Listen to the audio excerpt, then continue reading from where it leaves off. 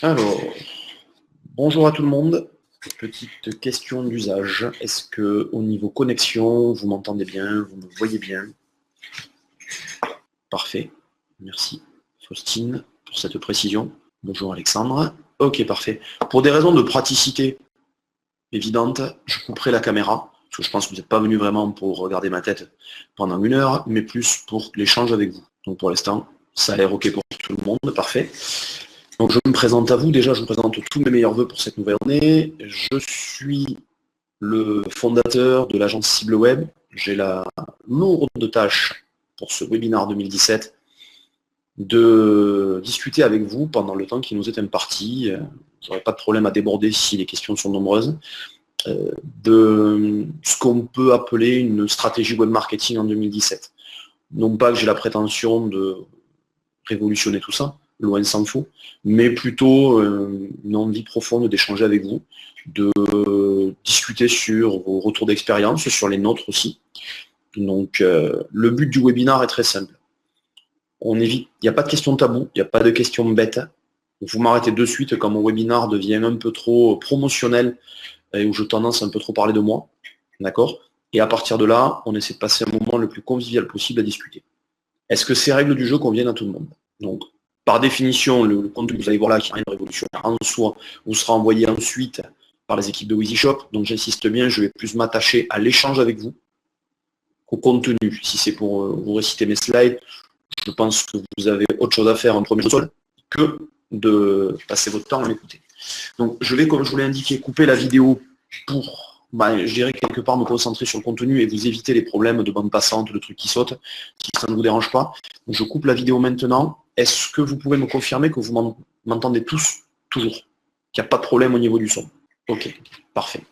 Alors donc, on va rentrer un peu dans le vif du sujet. Le premier slide étant forcément, comme de coutume, un peu promotionnel. Je passe très vite dessus. Voilà. Qui sommes-nous et que faisons-nous? Donc moi j'ai commis une agence, j'ai créé un machin un peu curieux il y a une quinzaine d'années. Donc je fais un peu partie de ce que j'ai tendance à appeler les vieux comptes sans prix aucun. Seulement ça fait quelques années qu'on fait ça. On a travaillé pour différentes boîtes de différentes tailles, de différentes natures. Je mets toujours des logos sur la présentation parce que ça rassure et ça crédibilise un peu.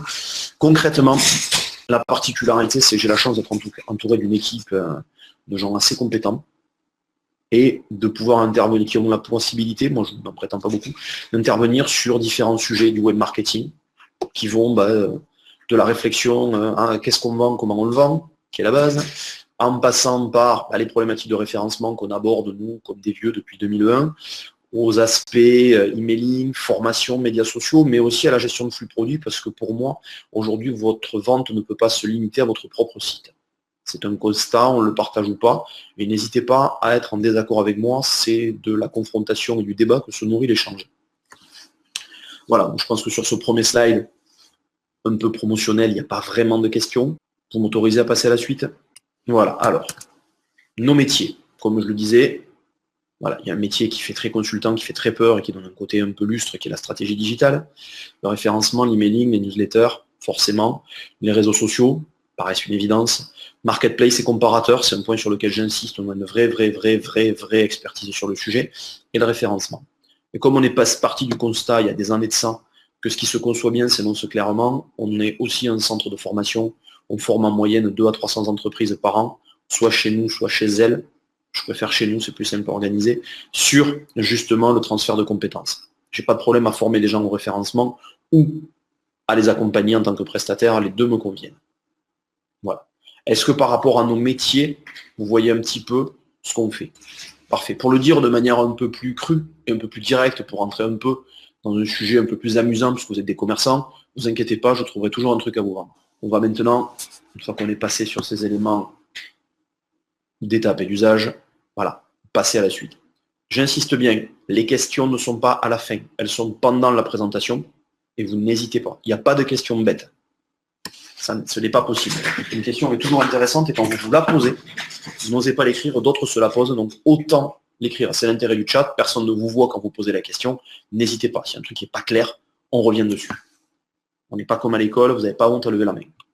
Alors, revenons à un basique. Qu'est-ce que le web marketing en 2017? C'était pareil qu'en 2016, en 2015, en 2013, à chaque fois je ne change que la date. Bah, c'est déjà avoir des bons produits. C'est con à dire, hein, mais c'est quand même une base. Je suis incapable, avec la meilleure volonté du monde, de vous aider à vendre des motoneiges au Gabon. Je ne sais pas si tout le monde voit bien l'image. C'est-à-dire que vous pouvez partir à l'aventure sur Internet, vous pouvez faire ce que vous voulez. Si votre produit n'intéresse personne, il ne se vendra pas. Si votre produit ne correspond pas à un besoin des consommateurs, il ne se vendra pas. Donc c'est pas la peine d'imaginer que c'est génial, fabuleux, magnifique. Il y a aussi des foirages exceptionnels à ce niveau-là. Donc il vaut mieux se dire les choses clairement. Donc c'est une bonne stratégie produit. Qu'est-ce que je vends et à qui je le vends? Est-ce que je suis dans la vente one-shot? Je vends un produit high-tech à une cible donnée, donc j'ai besoin de vendre beaucoup vite et je sais que je ne reverrai pas le client. Est-ce que je vends un produit récurrent sur un marché de niche, un produit récurrent sur un marché qui n'est pas une niche? Comment ça fonctionne? Bah, c'est facile, Alain, vous le mettez en vente sur des supports à forte audience et vous voyez de suite ce qui se passe. Voilà, pour être très clair. Normalement, quand vous lancez votre activité commerciale, bien souvent, vous réalisez une étude de marché. Est-ce que votre produit, si vous êtes le seul à le vendre, Alain, est-ce que c'est une innovation? Est-ce que c'est un produit qui existe déjà? On va être très simple, Alain. Quand vous mettez votre produit, je vais donner un exemple tout con, vous mettez votre produit sur Amazon ou sur Cdiscount, vous voyez de suite ce qui se passe. Vous l'avez exposé à un grand nombre de consommateurs, vous avez une réponse assez rapidement sur la faisabilité. Mais l'étude de marché, c'est ce que je dis en filigrane, c'est un classique. Non, ce n'est pas tout à fait lié à la pyramide de Maslow, Faustine. La pyramide de Maslow, là, on va rentrer dans l'intellectualisation du commerce. La pyramide de Maslow, pour moi, elle est faite en amont quand on pense le produit. Quand on est déjà en train de le commercialiser, il faut aller de manière beaucoup plus pragmatique à ce niveau-là, en disant, voilà, qu'est-ce qui se passe? Est-ce que ça se vend? Est-ce que ça ne se vend pas? Quels sont les freins à la vente? Est-ce que je suis trop cher? Ce n'est pas la pyramide de Maslow forcément. Est-ce que c'est, par exemple, un produit qui est livrable? Il y a plein de questions. Voilà. Je vais vous donner un exemple tout bête. Tiens, on va rentrer dans un sujet tout bête. Je vais encore une fois parler comme un vieux. Hein. Ça sera un peu, malheureusement, mon mode de communication. En 2003, en novembre 2003, c'est la préhistoire, hein, je travaille sur un projet avec deux copains qui veulent aller vendre des machines à coudre. Vous voyez le produit d'avenir, la machine à coudre. Oui, Samantha, ça peut être une idée. Je dis donc des machines à coudre sur Internet. 2003, des machines à coudre. Vous voyez le produit jeune, innovant, le produit qu'avait ma mère, qu'avait ma grand-mère, la machine à coudre. Se disent, ok, on a déjà un magasin à côté, si on en vend 40 en 2004, donc on est en novembre 2003, si on en vend 40 en 2004, champagne. Pas d'ambition, pas de truc trop lourd, on teste. Voilà. Moi, franchement, la vente de machines à coudre sur Internet, on me demande mon avis, je me dis c'est d'une ringardise absolue, et j'y mettrai pas un copec. Ils ont les moyens de le faire, ils s'amusent, ils rigolent, très bien. On tente quelques trucs, notamment le plus facile à l'époque, en 2004, qui sont les comparateurs de prix. Les marketplaces n'existaient pas. On tente ça, c'est le truc qui s'active en 2 clics, on y est, on voit ce qui se passe. Bilan des courses, 40 machines vendues en décembre 2003.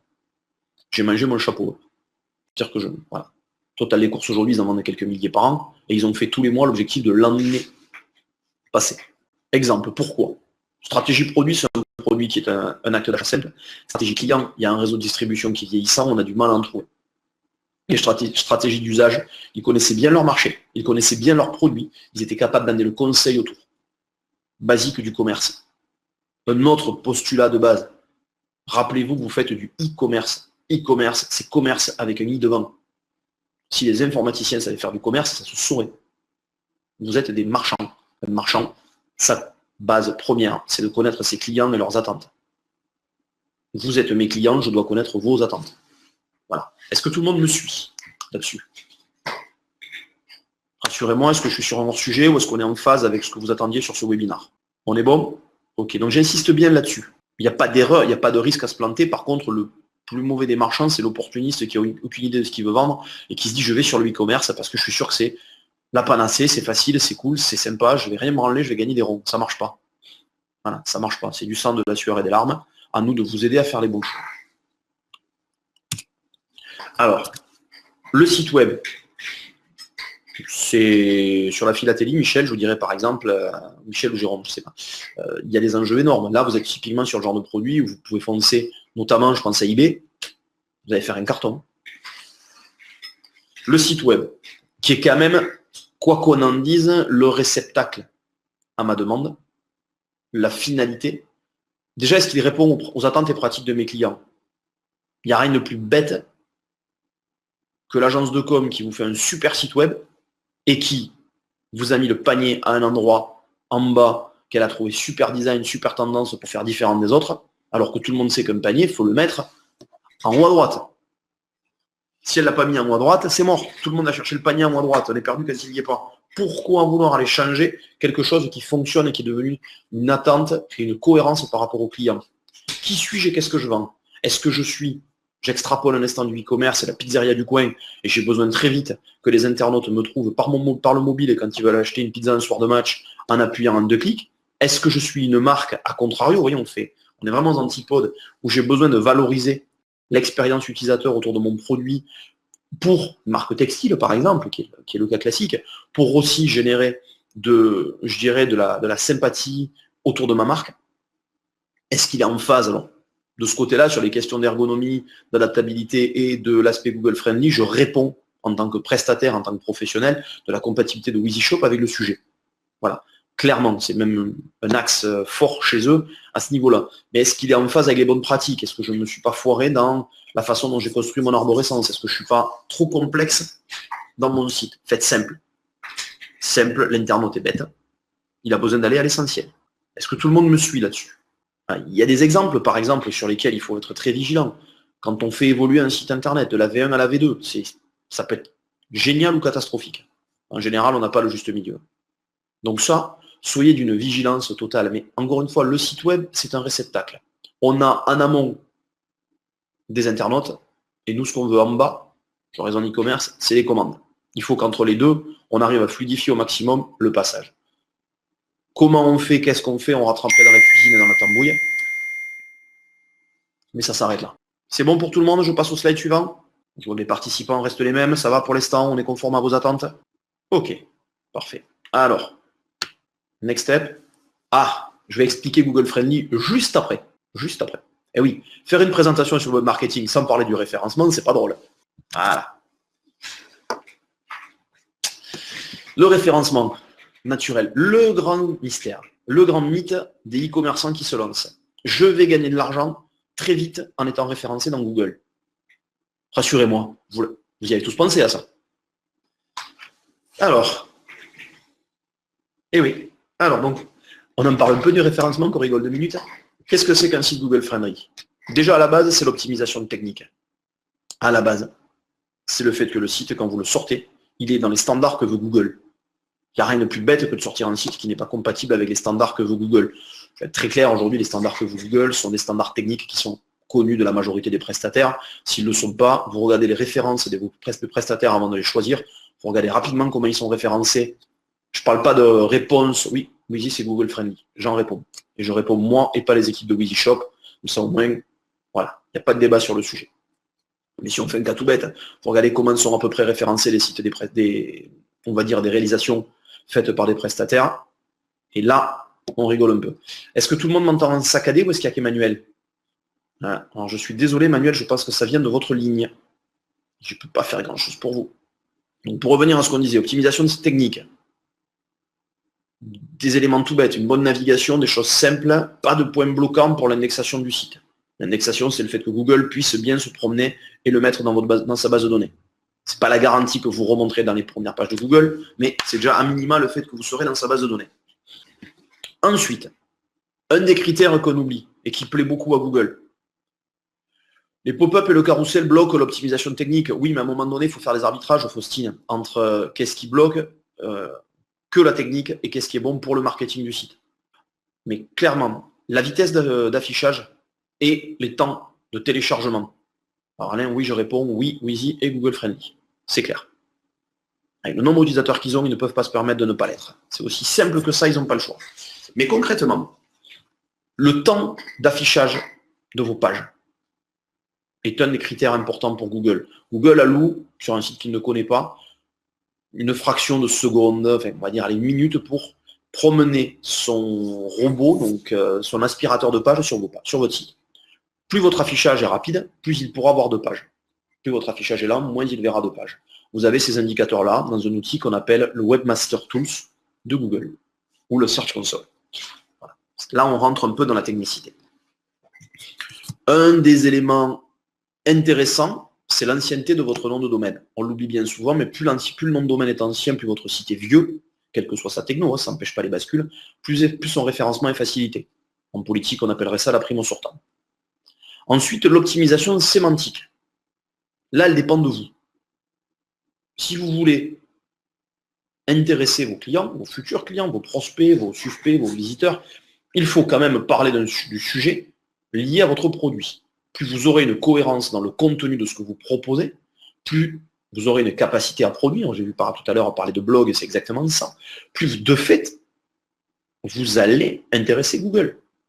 Il y a de la matière, il y a du contenu, ça bouge et ça vit. Je vais reprendre encore une fois, je vais encore là. Allez, Jamel, je vais encore un peu cirer les pommes de WeezyShop, après j'arrête, c'est promis. Mais le blog WeezyShop est un exemple du genre. Je ne sais pas si Alexandre est parmi nous, mais c'est exactement ça. Optimisation sémantique. Travail de fond. Hein. C'est pas un travail qui se fait en un claquement de doigts comme ça. C'est pas je me lance et demain c'est fait. Hein. Je vous ai dit, le référencement naturel, du sang, de la sueur et des larmes.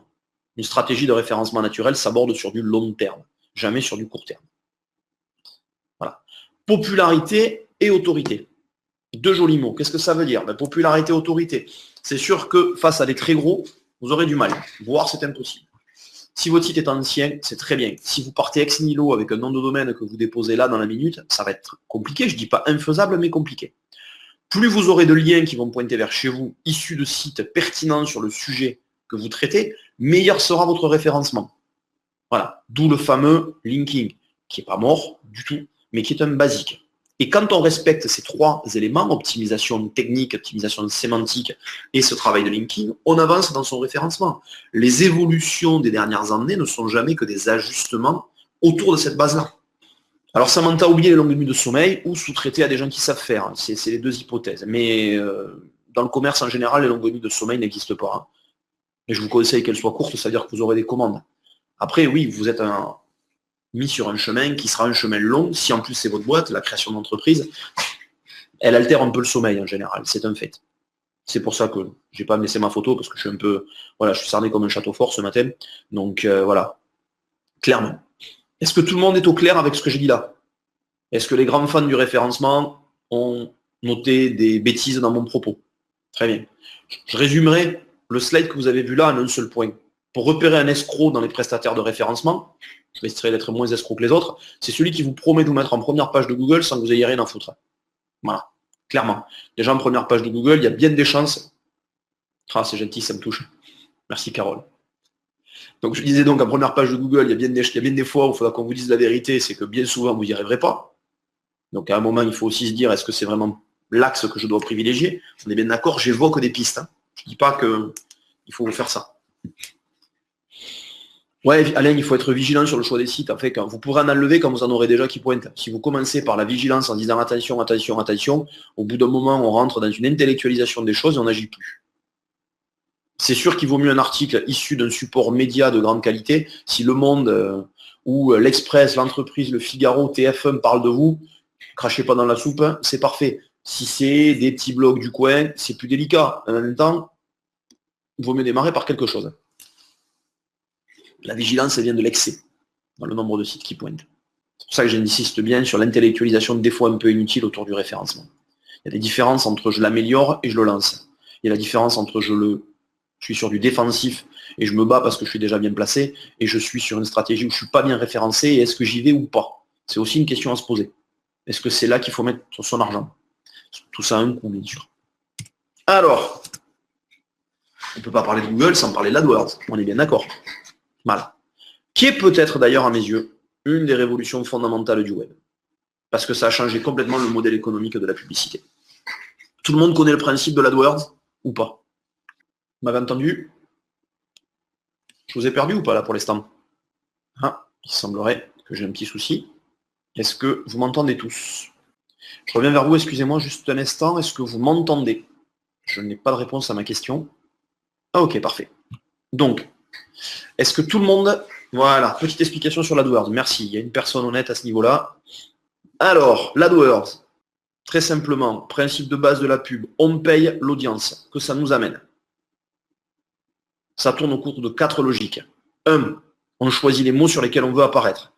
Je vous parle comme à des débutants, volontairement. Je ne suis pas là pour faire un débat d'experts. S'il faut rentrer dans l'expertise, ça ne me dérange pas, mais j'estime que ce n'est pas pour ça que vous êtes tous là. On choisit les annonces, on choisit les textes que l'on veut faire apparaître. Texte, bannière, ou ce qu'on veut. On choisit vers quoi on envoie. Si vous vous contentez d'envoyer vers votre page d'accueil, c'est le foirage assuré. Et on choisit combien on est prêt à payer. Et à partir de là, ce système s'amuse un peu. Alors, la différence fondamentale, on va plutôt parler, Alain, je vous expliquerai après comment fonctionne Facebook, si ça ne vous dérange pas. Google a une particularité, je cible sur de la recherche. Les gens cherchent, j'apparais sur leur recherche.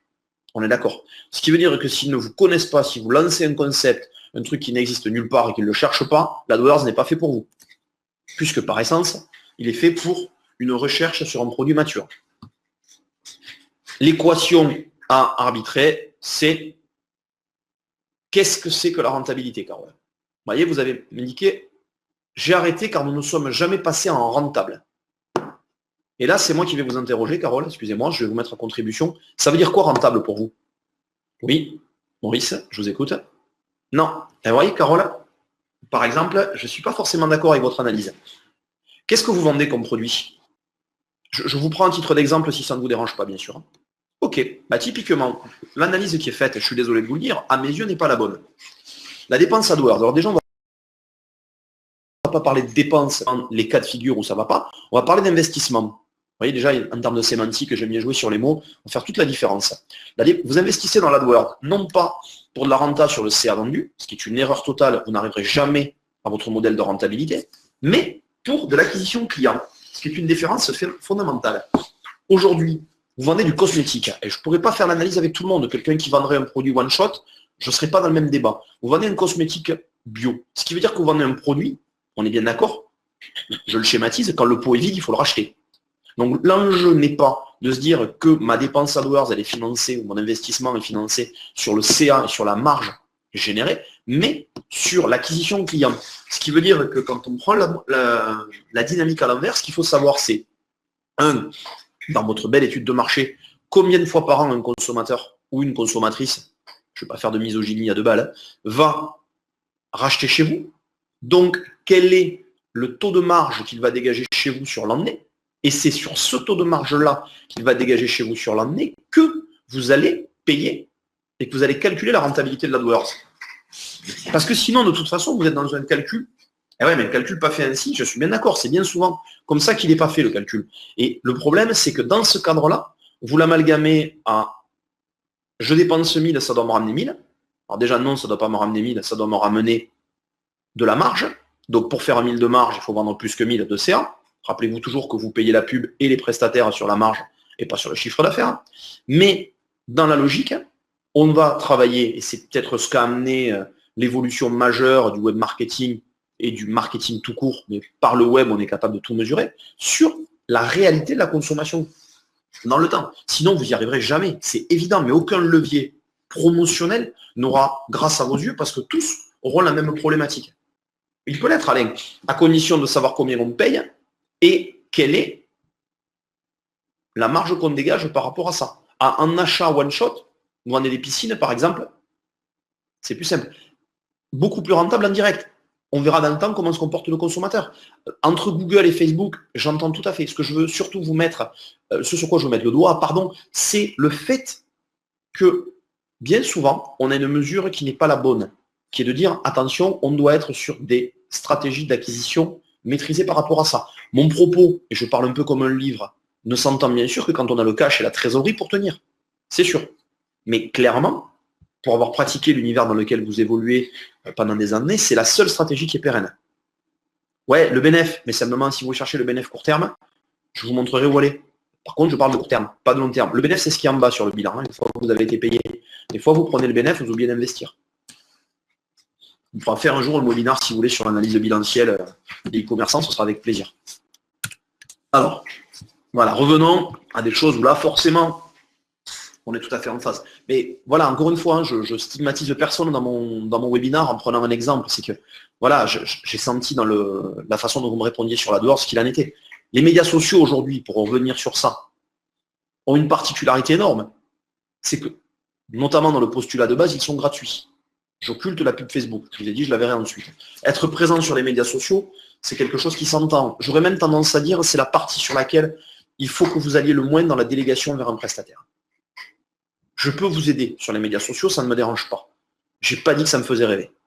Je pars du principe qu'à un moment donné, vous personnalisez vos boîtes, vous personnifiez vos entreprises. C'est à vous d'être sur ce biais-là. Vous avez choisi de vous mettre en avant en étant commerçant, il faut assumer jusqu'au bout. L'intérêt, il est là, c'est qu'on est proche de sa cible de clients. Voilà, je ne vais pas vous refaire l'article sur les médias sociaux. C'est un outil de veille excellent pour savoir ce qui se passe. Faustine, surtout pas l'importance du community manager. Vous allez voir que le community manager, c'est la mauvaise réponse à la bonne question dans bien des cas. C'est plus que du bruit de fond aujourd'hui, Michel. Ça peut être du lien avec des consommateurs, ça peut être du buzz et de la viralité forte. Dans certains cas produits, je pense que le produit cosmétique s'y prête parfaitement. On sera plus fan d'une expérience avec un produit comme ça que d'une expérience avec un écran de télé dont on va parler une fois. Et que, voilà. Mais effectivement, il y a une animation de communauté qui est un peu importante. Alors pourquoi Faustine? Je suis un peu... Ben, retour faible, ça dépend. Ça dépend. Ça dépend. Encore une fois, retour c'est quoi? C'est du chiffre d'affaires direct ou c'est de la visibilité? Encore une fois, vous avez des fois des attentes qui sont très court-termistes. Et malheureusement, on ne développe pas une entreprise sur le court terme. Et le grand de l'enrichissement court terme n'existe plus. Pourquoi est-ce que je disais à Faustine, je ne suis pas forcément tout à fait en phase avec le community manager. Je vais le dire de manière très indélicate, donc Alexandre, tu vas fermer tes oreilles. Mais aujourd'hui, le community manager sur des e-commerçants, c'est lui-même, pour commencer. On ne demande pas aux petits jeunes en stage de venir faire le community management pour répondre aux problèmes sur des produits que vous êtes les seuls à maîtriser. La réalité, elle est là. C'est qu'on a trop tendance à vouloir déléguer cette partie-là très vite parce qu'on se cache derrière c'est pas pour moi, c'est pas ma culture ou tout ce que je fais. Je vous dirais, le billet de train pour venir chez moi, il n'est pas très cher. Je préfère que vous la fassiez chez moi, la formation AdWords. Après, oui, je pourrais vous la faire sur Paris, mais c'est plus compliqué à organiser. Le e-commerçant, de toute façon, c'est une pieuvre, il a plein de bras, c'est Shiva, hein, il a plein d'activités à faire. Mais clairement, dans une PME aujourd'hui, le community manager, je parle d'entreprise structurée, posée. Le patron, j'entends qu'il ne veut pas l'être parce qu'il n'a pas le temps. On n'a jamais le temps de rien. Ok. Ceci étant, on parle de l'image de la boîte. On ne peut pas demander à quelqu'un qui rentre dans l'entreprise de maîtriser l'entreprise autant que des gens qui y sont depuis longtemps. Mieux vaut faire évoluer quelqu'un qui est en interne à la culture du produit ou des produits que de partir du principe qu'on va chercher une compétence externe. En prenant une compétence externe salariée, mais même nous en tant que prestataires, on va amener la maîtrise des outils, les techniques, mais pas le dialogue avec les clients. Vous me voyez capable de répondre à votre place sur la page Facebook de quelqu'un qui a un problème avec vos produits. C'est une aberration monumentale, c'est à vous de le faire, ça c'est pas à moi. D'où le fait de dire que le manager s'intègre au sein de l'entreprise. Après, je vous ai dit encore une fois, j'aurai toujours un truc à vous vendre. Faire le community management à votre place, pourquoi pas. Dans ton cas, effectivement, voilà. Tu vois, Alexandre, en l'occurrence, on est dans des boîtes en tête. Nous deux, où cette notion-là est intégrée parce qu'elle est dans notre ADN. Dans le commerce, c'est compliqué de l'intégrer.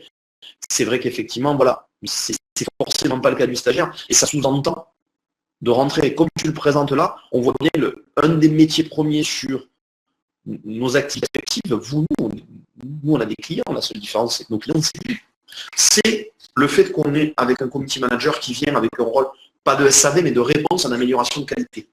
Voilà. Alors, on ne crée pas sa page pub, on crée sa pub sur Facebook. Vous allez voir. J'ai essayé d'éluder aucun sujet. Je change juste de slide, excusez-moi. Voilà. La pub Facebook, les Facebook Ads, avantages et inconvénients. Différence fondamentale avec Google.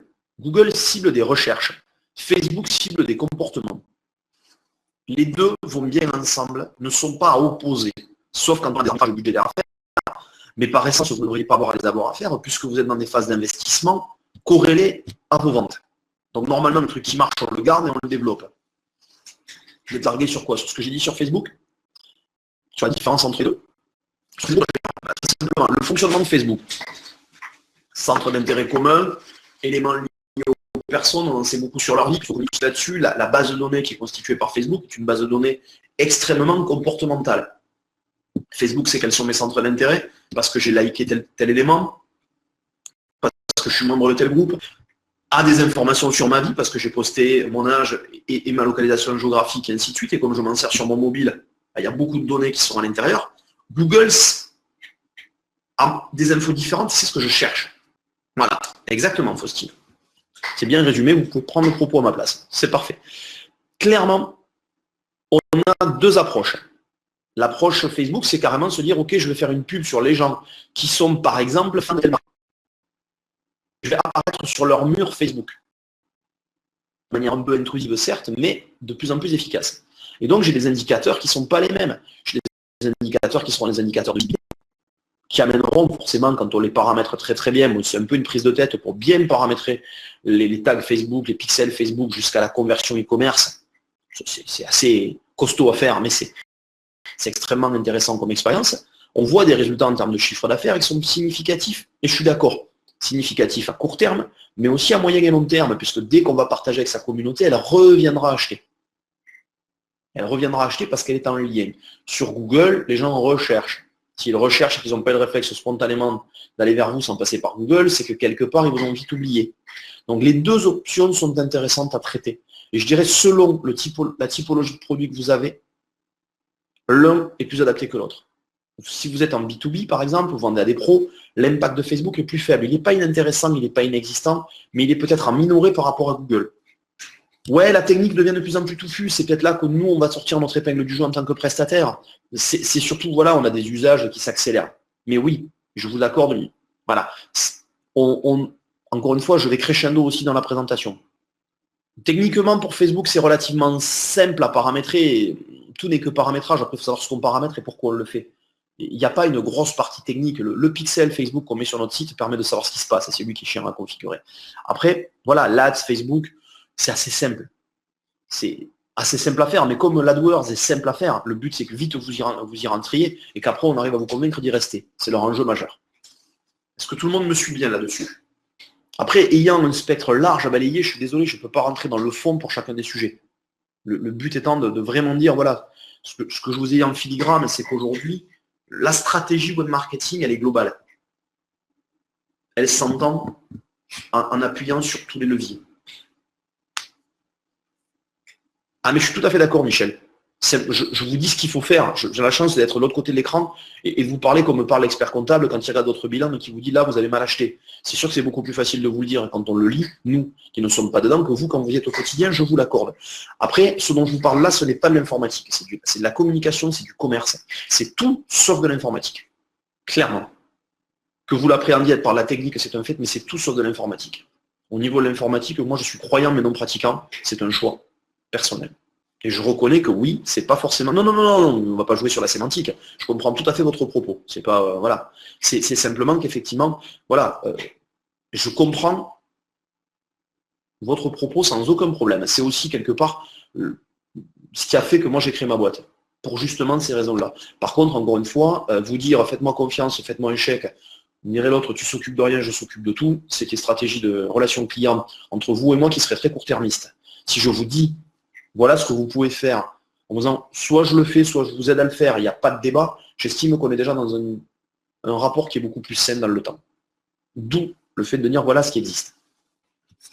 Est-ce que tout le monde me suit? On est bon? Alors pour l'anecdote, je suis ingénieur à l'informatique et j'ai refusé de faire une thèse. Voilà. Sur le développement, voilà. Je le dis pour info. J'ai un directeur technique dans ma boîte, ça me va très bien sur la partie R&D, ce n'est pas moi. Je me refuse à tout développement. Par contre, je peux en discuter si ça vous amuse, il n'y a aucun problème. Alors, on va revenir aussi à des éléments factuels et marchands. Voilà. Moteur shopping. Revenons à des choses qui des fois sont un peu laissées pour compte. Au lieu d'aller investir dans de l'AdWords pur et dur suivant ce que vous vendez, regardez du côté de Google Shopping. Regardez du côté de la pub Facebook sur le Dynamic Ads, qui est le fait de réafficher à des gens des produits qu'ils ont déjà vus chez vous. Mais regardez aussi, je ne l'ai pas mis là, il faudrait quand même qu'on insiste un peu là-dessus, regardez du côté des comparateurs de prix. Regardez du côté du guide, de quel coût, de ce genre de choses.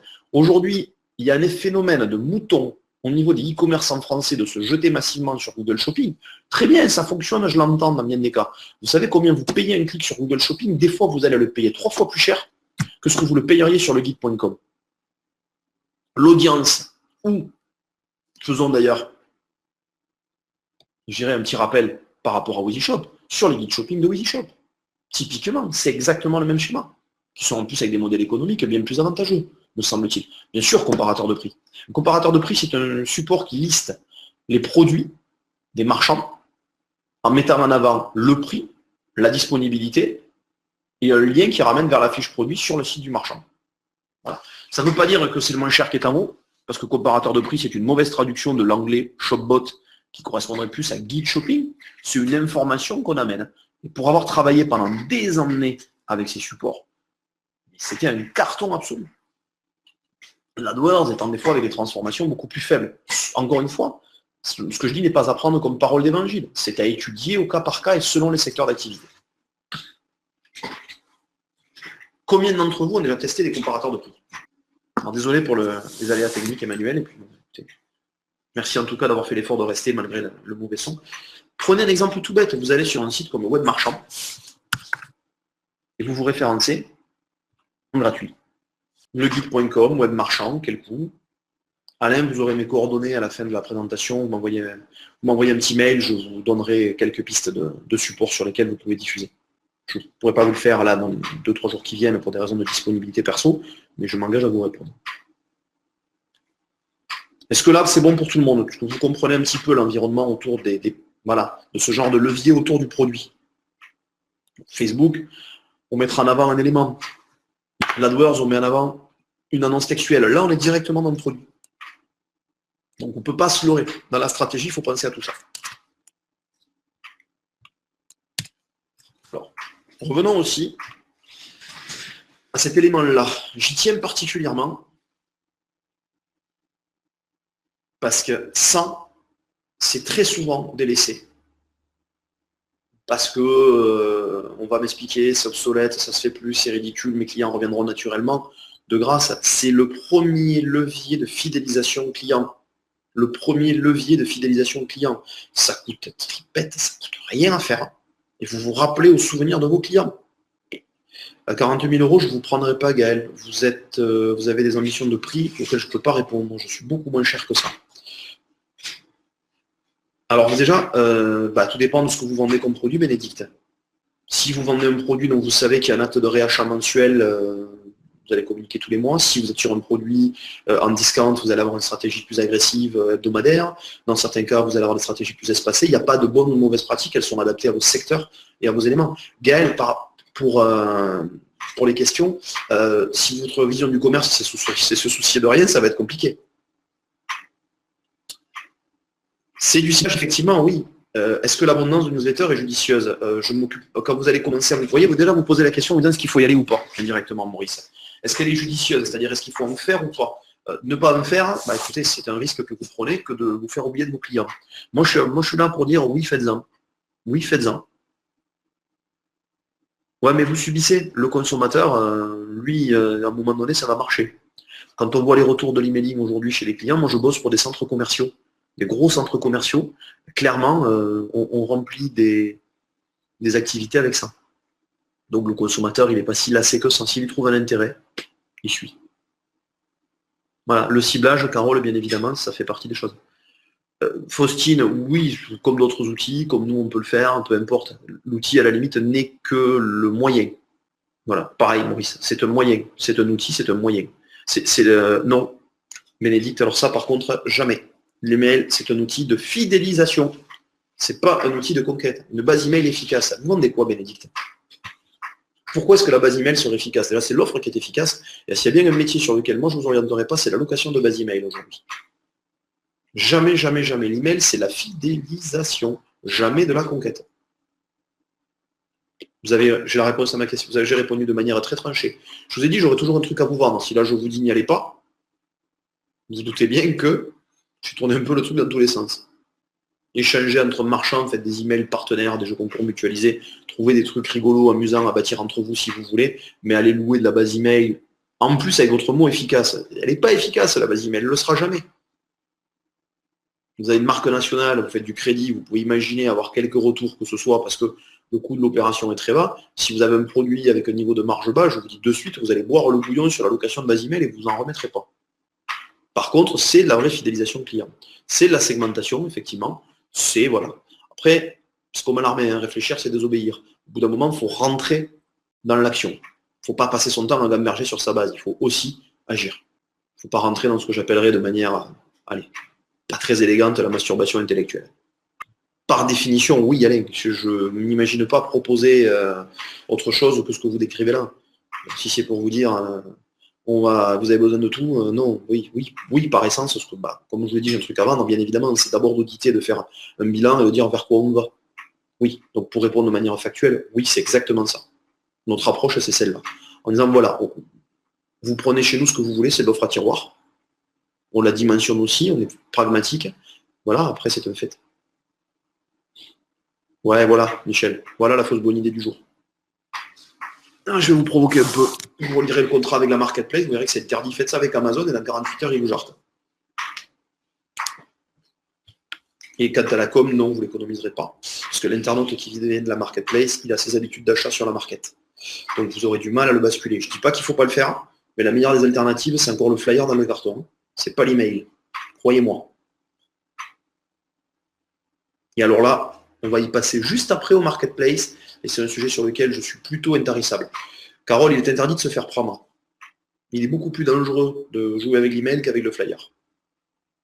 Après, je vous rappelle accessoirement, messieurs, dames, que vous êtes des commerçants VPCistes et que vous avez les coordonnées physiques des gens que vous livrez. Donc, charge à vous peut-être aussi de réfléchir, et ce n'est pas forcément de la ringardise, en se disant si le flyer n'est pas dans le colis, je peux toujours me fendre d'une opération de mes lignes papier vers ces gens-là. Puisque plus personne en fait. Ça peut marcher. Il y a des outils peu coûteux, pourquoi exactement, Samantha? Bien sûr. Mais souvent, c'est juste du temps. Un commerce traditionnel met des années à se faire connaître. Vous n'êtes pas différent aujourd'hui, vous êtes presque 200 000 en France. Alors, parlons des marketplaces. Ça, c'est rigolo. Je vous donne un exemple très simple. Très très simple. Alors je vous dis qui on est, qu'est-ce qu'on fait. Comme ça au moins je n'avance pas à visage masqué. Moi j'ai la chance, ou la chance ou pas, je suis comme ça, je suis éditeur de la solution e-commerce, de la solution de gestion marketplace qui s'appelle EasyFoo. Je pense qu'on doit faire partie du trio, du quatuor de tête en France, dans tout ce qui est gestion de campagne et marketplace. Voilà. Voilà, ça ne vous dérange pas, je ne vais pas rentrer dans un inventaire à l'après-vert sur on est les plus bons et les plus forts par rapport à nos confrères, ce n'est pas le but du débat. Comme ils ne sont pas là pour y répondre, ça manquerait de classe. Mais plus concrètement, de fait, on a quand même un petit peu de recul sur le sujet. Moi, le premier constat que je fais est très simple. Très souvent, la question qui est posée par les marchands, c'est est-ce que c'est pour moi, est-ce que j'y vais, est-ce que j'y vais pas? En filigrane, on revient sur on économise la com.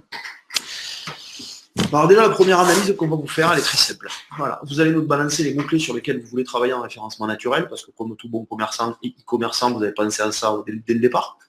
Et on va regarder comment sont placés les marketplaces dans votre cas. Si elles sont sur la première page de Google, je vous dis de suite, vous n'y serez jamais en première page.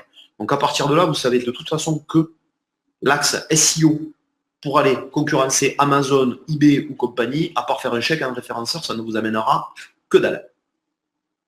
Est-ce que tout le monde me suit bien? Voilà. Donc là, le débat, il est très simple. Si les marketplaces trustent les premières pages des moteurs de recherche, dans ma stratégie, plutôt que de dépenser en référencement à court terme, je vais d'abord aller vendre chez ces supports-là. Elles me prendront une com. C'est pas faux, mais clairement, cette com, quand je la calcule, elle est à peu près équivalente, peu ou prou, à ce que me coûte mon budget web marketing, étonnamment. Donc finalement, en termes de coût, je ne vais pas avancer le cash à un prestataire, parce que le chèque à cible web, quand vous le faites, l'argent est chez moi, il est plus chez vous. Au niveau de la market, le flux financier est géré différemment. Par contre, effectivement, je suis dépendant de la marketplace. Donc, il faut aussi être vigilant sur la stratégie moyen terme. Voilà. Michel, ce que vous présentez, c'est une évidence absolue selon les univers. A contrario, Dans mon secteur, la marketplace n'est pas très présente aujourd'hui. Est-ce que j'y vais, est-ce que j'y vais pas? Là, on rentre dans la discussion. Est-ce que dans le cas de la cosmétique, ça vaut le coup d'y aller ou pas? Je dirais oui, mais sous réserve. Est-ce parce que le consommateur qui aura vu la marque du produit cosmétique reviendra chez vous directement? Oui, bien sûr, ça en fait partie, Samantha. Bien sûr. Bah déjà, on va essayer d'aller sur un maximum de marketplace. Et ensuite, on discute sur le ciblage. Parce que justement, c'est de la grande distribution. Soyez partout et voyez ce qui se passe. Si vous commencez dans la réflexion avant d'aller chez elle, je vous garantis que ça va, vous allez dans le mur. Donc, il faut maximiser sa présence. Là, on est dans le cas où elles sont très présentes. Elles ne sont pas très présentes, je réfléchis. Bah, vous vendez avec votre... non, ça dépend, Maurice, si vous êtes un distributeur. Michel, c'est votre choix. Je ne le partage pas forcément. Ça dépend, Maurice, si vous vendez un produit qui est le vôtre ou si vous êtes un distributeur. C'est encore un autre sujet. On pourra refaire un webinar marketplace si Jamel et Alexandre le souhaitent, ce sera avec plaisir. Mais concrètement, si vous êtes une marque, vous avez tout intérêt à y aller. Vous allez développer votre notoriété. Ensuite, vous êtes sur une niche. Est-ce que j'y vais, est-ce que j'y vais pas? Est-ce que par exemple, je me dis, je vais sur Amazon, mais que sur le marché étranger? Par exemple. Est-ce que je fournis les mêmes contenus au marketplace que ce que j'ai sur mon site pour ne pas flinguer mon référencement? Discussion qui s'entend et qui se respecte. On réfléchit en fonction de sa stratégie. Et derrière, on adapte. Dans le plan qu'on bâtit, on peut se dire, moi, je fais du full market. Moi, je fais du full web marketing tradit, SEO, AdWords, Facebook, emailing, avec une stratégie à 1 an, 2 ans. Voilà. L'erreur absolue, c'est se dire, je ne fais qu'une chose. Je suis focalisé sur un sujet, je n'en sors pas. C'est ce qu'il y a de pire. Ouais, je dirais même non, tentez un maximum de market. Au pire des cas, vous ne ferez pas de vente. Qu'est-ce que ça va coûter? C'est ridicule. Les coûts sont tellement faibles que vous le saurez vite. Tentez un maximum de market. Surtout, ne vous limitez pas en nombre. C'est la pire des choses qui soit. C'est la pire des choses qui soit. Vous n'êtes pas en train de choisir les marketplaces. Alors, en l'occurrence, Carole, je vais vous répondre de manière très claire. Vous êtes en train d'évoquer comment vous voulez que je vous faire avec mon principal concurrent. Qu'est-ce que vous voulez que je vous réponde? Débrouillez-vous avec eux. Ouais. Un créateur de quoi, Samantha? Pour les cosmétiques, peut-être, ouais. Pour eBay, peut-être aussi. Peut-être que ça vaut le coup d'aller regarder d'autre côté aussi. Bijoux? Pourquoi pas? Ça dépend de la typologie de bijoux que vous vendez. Il faut regarder peut-être aussi du côté de la Redoute, de plein de choses. Ah, bah écoutez, c'est un cumul de nuls qui amènera des ventes, Carole. Ça dépend du dispositif que vous mettez en place avec eux aussi. Hein. Si vous contentez de balancer les produits, c'est sûr. Si à un moment donné, vous appelez les responsables de rayon des catégories concernées, vous leur faites une super promo, ils vous mettent en avant dans leur newsletter, et ainsi de suite, de suite, c'est plus pareil. La marketplace, c'est la grande distribution. Ils ont aussi besoin de vous pour vendre. Alors après, Carole, voilà, le contenu, c'est pas le contenu différent par marketplace. C'est le contenu différent entre votre site et les marketplaces. C'est pas au niveau de votre site que vous allez le faire, c'est plutôt au niveau de l'agrégateur de flux que vous allez mettre des règles en place pour changer les titres et les descriptions. Je suppose que ça va se passer ainsi chez tout le monde. En tout cas, c'est comme ça que ça se passe chez nous. Voilà. Encore une fois, voilà, j'essaie de ne pas rentrer non plus dans quelque chose qui me dérange profondément, qui est cette espèce voilà, de tentation forte de rentrer dans les points forts, les points faibles des uns et des autres. Je pense que vous me comprendrez aisément, Carole. Est-ce que pour l'instant, vous y voyez un peu plus clair au niveau de ce qu'est une stratégie web marketing en 2017, telle que moi je l'appréhende, telle que j'essaie de vous la faire partager? Normalement, le webinaire est censé faire 45 minutes, on va arriver à une petite heure. Apparemment, je ne vous ai pas trop lassé, je ne vous ai pas trop gonflé et saoulé, donc ça va. Tout dépend dans quel univers vous êtes, Hélène. Dans l'univers textile, par exemple, vous avez une Rolls qui s'appelle la Redoute. Quand ils vous prennent, ça a un impact en auto qui est très fort. Et mixé avec des réseaux sociaux, c'est assez intéressant. Reste le slide qui, pour moi, est le plus important. Bricolage facile. C'est super facile, Hélène. Mano à mano, outils, les marketplaces généralistes, ça fait un carton à tous les coups, même la FNAC, à mon avis. Alors Samantha, non, c'est pas gentil, c'est tout à fait normal, ce que je fais là. Je n'imagine pas à un moment vous donner envie de bosser avec moi si je ne réponds pas aux questions que vous me posez quand vous m'accordez votre temps. C'est un peu la base. Voilà, on va arriver sur le slide le plus important de tous, qui est la conclusion. Voilà. Et celui-là. Privilégiez l'email au reste des téléphones, parce que j'avoue que je ne suis pas toujours super dispo. Eh oui, Maurice, il faut bien une chute. Je n'avais pas trouvé le début, c'est d'avoir la chute.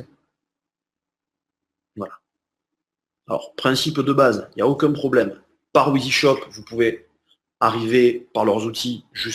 D'ailleurs, je vous conseille de passer par ce process-là plus que par le contact vers moi, je vous le dis honnêtement. Voilà, avec Jamel et Alexandre, je sais qu'on a une page partenaire qui est présente sur laquelle vous pouvez nous contacter. Je vous invite à faire ça pour une raison très simple, c'est que ça arrive directement entre les mains de mes équipes chargées de ce sujet-là, de toute la partie amont, avant commercial, appelons un chat, et que je suis quelqu'un qui est absolument pas fiable en termes de disponibilité.